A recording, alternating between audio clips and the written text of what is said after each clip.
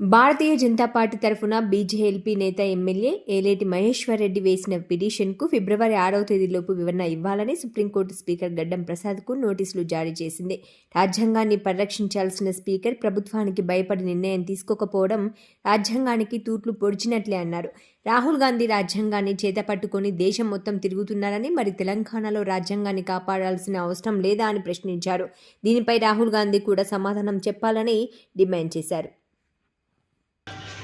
Bharatiya Janata party తరఫున నేను వేసినటువంటి కంటెంప్ట్ పిటిషన్ కూడా ఈరోజు విచారణకు వచ్చి ఫిబ్రవరి 6వ తారీఖు లోపు మరి ఫిరాయింపులపై నిర్ణయం తీసుకోవాలని దానం నాగేంద్ర అంశంలో కూడా వెంటనే నిర్ణయం తీసుకోవాల్సిందిగా సుప్రీంకోర్టు ఆదేశాలు ఇచ్చింది.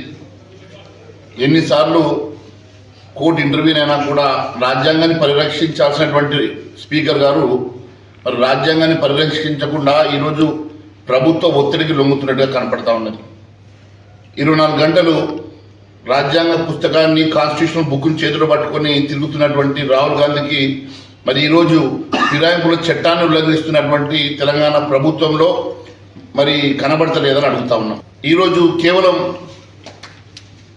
ఫిరాయింపుల చట్టంలో గడువు లేదన్న ఒక అంశాన్ని పట్టుకొని మీరు కాలయాపన చేస్తూ ఈరోజు ఫిరాయింపుల చట్టాన్ని తూట్టుపడిచేటువంటి ప్రయత్నం చేస్తున్నటువంటి స్పీకర్ గారు ఇప్పటికైనా రాజ్యాంగాన్ని పరిరక్షించాల్సిందిగా కోరుతా ఉన్నాం. మరి ప్రభుత్వ ఒత్తిడుకు లొంగొద్దని చెప్పి మిమ్మల్ని సూచిస్తూ ఉన్నాం.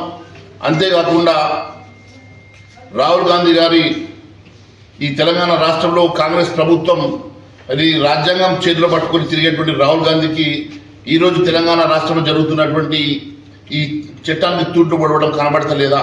మరి దాని రాహుల్ గాంధీ ఎందుకు స్పందిస్తలేదని చెప్పి ప్రశ్నిస్తూ ఉన్నాం. Thank you.